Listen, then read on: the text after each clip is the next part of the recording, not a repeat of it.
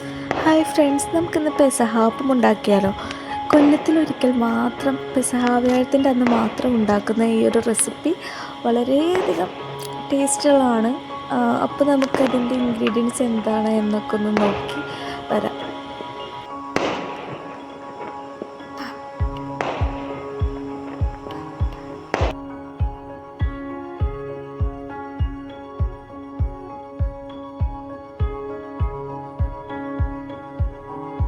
Okay, അപ്പോൾ അതിന് വേണ്ടിയിട്ട് ആദ്യം തന്നെ നമ്മൾ ചെയ്തേക്കുന്നത് 1 കപ്പ് പച്ചരിക്ക് ഒരു 2-3 ടീസ്പൂൺ ഉഴുന്ന്, അങ്ങനെയാണ് ഞാൻ എടുത്തേക്കുന്നത്. അത് ഒരു 2 hours നമ്മൾ വെള്ളത്തിൽ സോക്ക് ചെയ്ത് വെച്ചു. ഇത് നമുക്ക് ദോശമാവ് അരച്ചെടുക്കുന്ന പോലെ മിക്സിയിൽ നല്ല ഫൈനായിട്ട് അരച്ചെടുക്കാം. ഇനി ഇത് നമുക്ക് അരച്ചെടുക്കണം.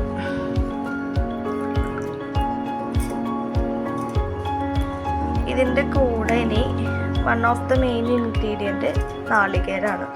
നാളികേരം പൊട്ടിക്കണത് എനിക്കൊരു ടാസ്ക്കാണ്. നമുക്ക് നോക്കാം. നമുക്കിതിനെ അരച്ചെടുക്കാം.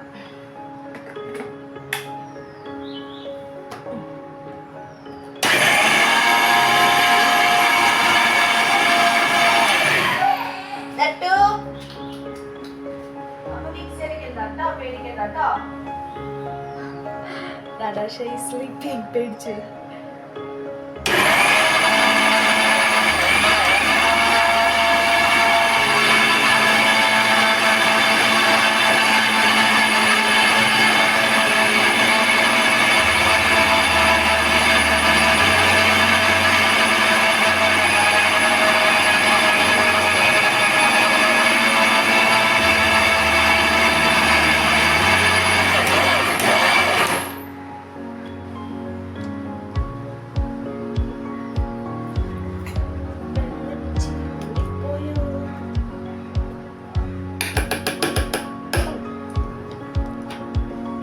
ബാറ്ററിൻ്റെ പാകമാണ് വേണ്ടത്. നമുക്ക് ഈ നാളികേരം അരയ്ക്കുമ്പോൾ ഒട്ടും വെള്ളം ചേർക്കണ്ട, പാകമായിരിക്കുന്നത്.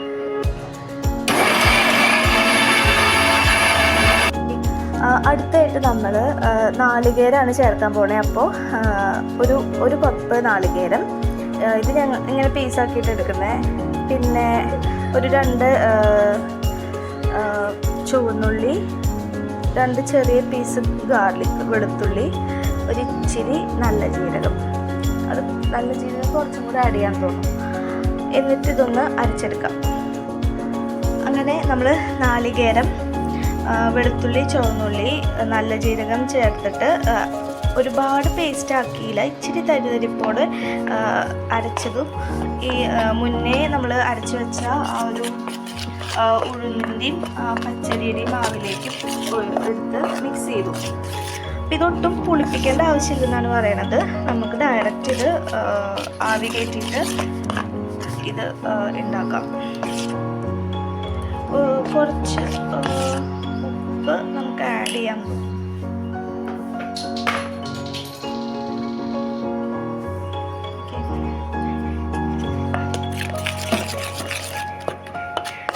ഇനി ഇത് ഇഡ്ഡലി തട്ടിലോ ഒരു അരിപ്പപ്പാത്രത്തിൽ, ഇതുപോലെ പാത്രത്തിൽ, ഈ പാത്രത്തിൽ എണ്ണ തടവിയിട്ട് വേണം ഇതൊഴിക്കാൻ, മാവ് ഒഴിക്കാൻ. എന്നിട്ട് ആവി കയറ്റിയെടുക്കാം.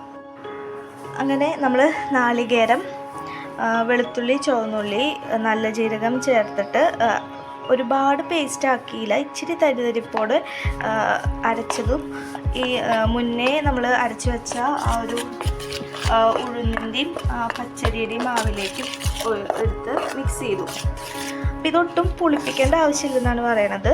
നമുക്ക് ഡയറക്റ്റ് ഇത് ആവി കയറ്റിയിട്ട് ഇത് ഉണ്ടാക്കാം.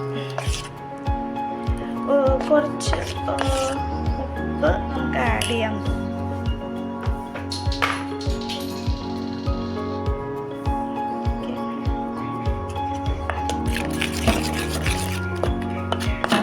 ഇത്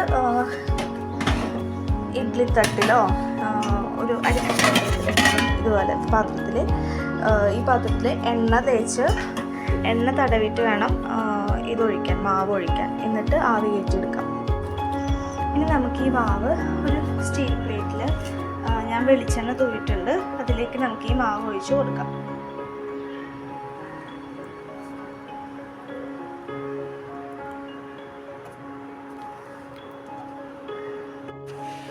ഇനി കുക്കറിൽ ഞാൻ വെള്ളം ഒഴിച്ചിട്ടുണ്ട്. അരിപ്പപാത്രം വെച്ചിട്ട് ഈ പാത്രം നമുക്ക് ഇതിലേക്ക് ഇറക്കി വെച്ച് മൂടി വെച്ചിട്ട് വേവിക്കാം. ഓക്കെ, ഇത് വേവാൻ എത്ര ടൈം എടുക്കുമെന്ന് അറിയത്തില്ല. ഒരു മിനിമം 20-25 മിനിറ്റ്സ് വെക്കാമെന്ന് തോന്നുന്നു. എന്നിട്ട് നമുക്ക് നോക്കാം. ടൈം നമുക്ക് നാളികേര പാല് പിഴിഞ്ഞെടുക്കാം.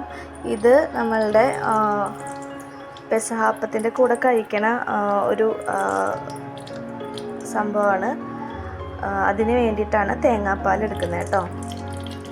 ഞാനൊരു അരമണിക്കൂർ ഒന്ന് മാറ്റി വെച്ചിട്ടുണ്ട്.